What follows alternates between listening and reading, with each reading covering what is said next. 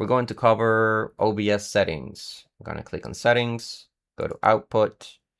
You're going to begin on simple right here under output mode. Make sure you change to advanced. We're going to ignore streaming because we're going to focus on recording on the computer. Here, the type is also going to be simple or standard. Make sure you change to custom output. Is going to unlock more settings.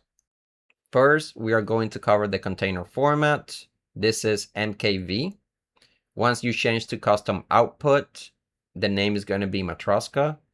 I prefer MKV versus MP4 for recording because if for whatever reason OBS or the computer crashes, the file is easier to recover versus MP4. You have to finalize the recording properly. If not, you get a corrupted file.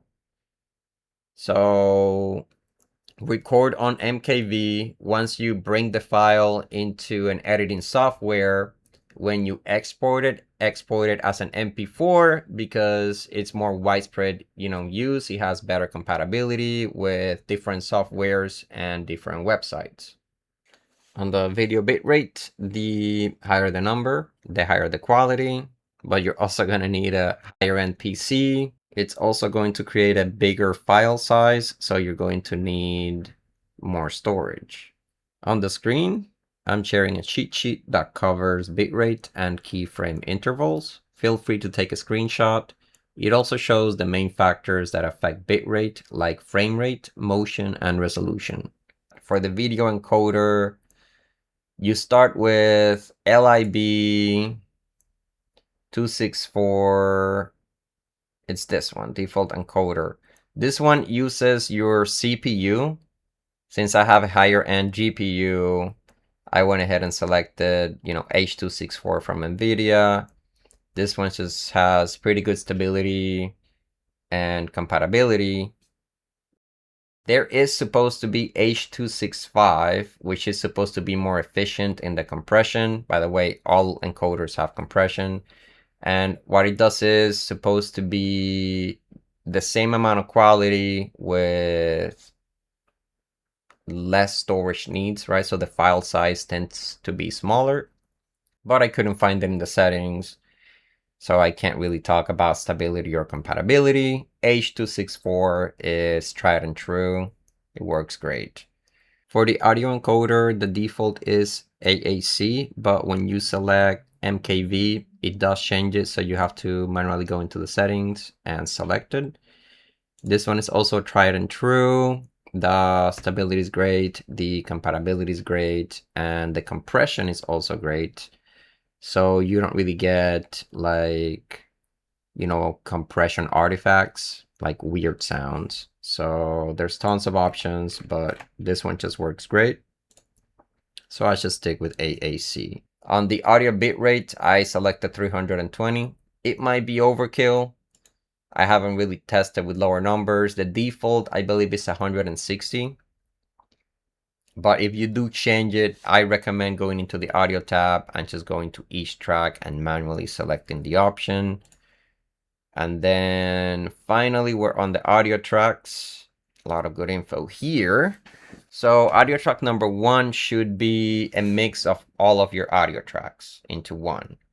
The reason for this is that if you ever want to do just a quick test to see how the video came out, you can grab the video, drop it into any media player, and most of them will only output audio from track 1.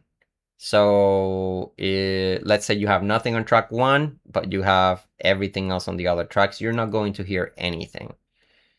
So that's just, the most basic example I can give.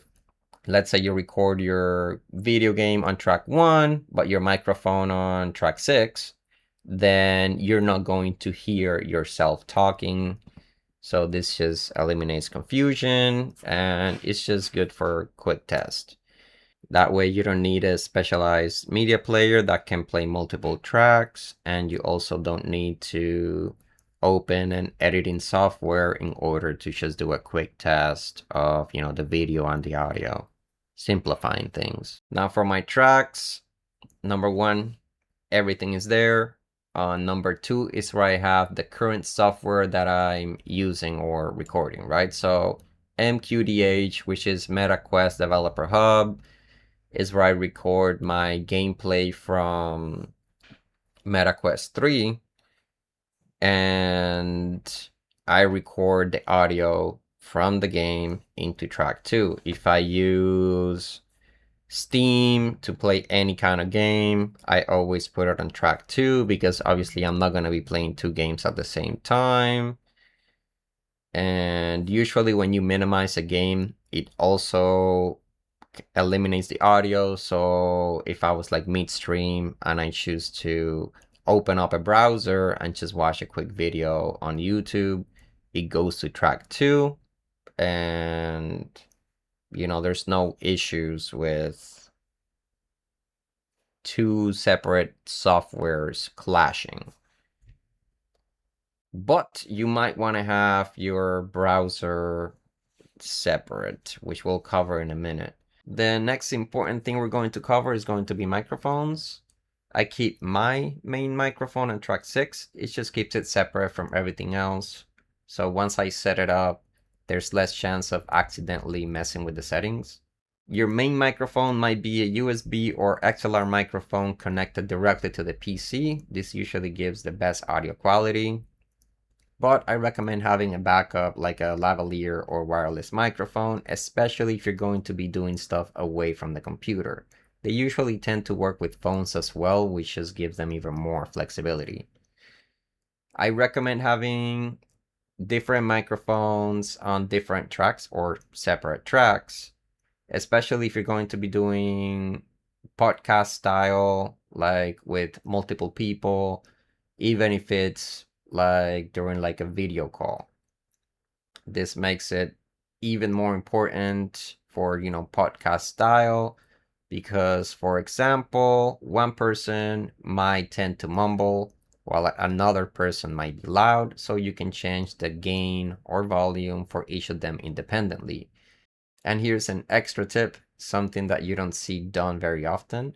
If 2 people are making important points at the same time, having them in separate tracks makes it so you can separate their audio and be able to emphasize what they're actually saying separately.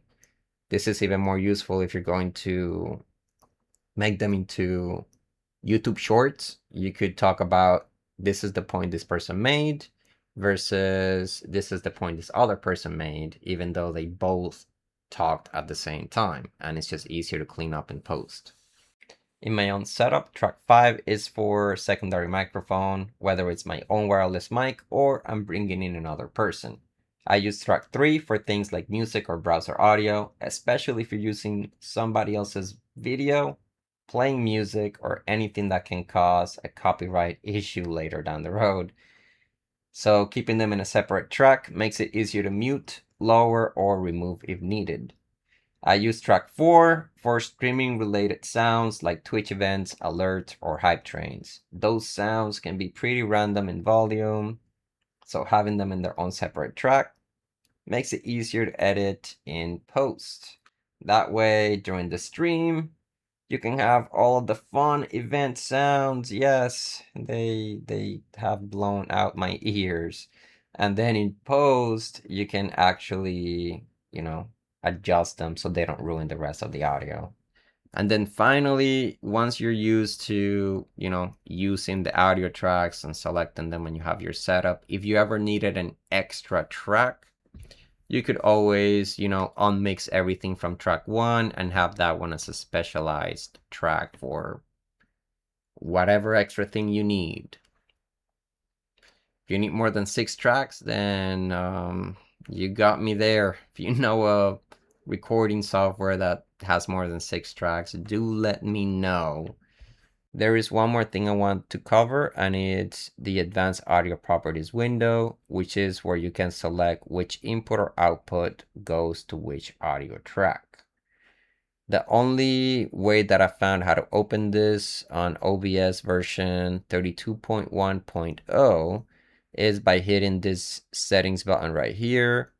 By default, this audio mixer window is down here sideways, but just find this button.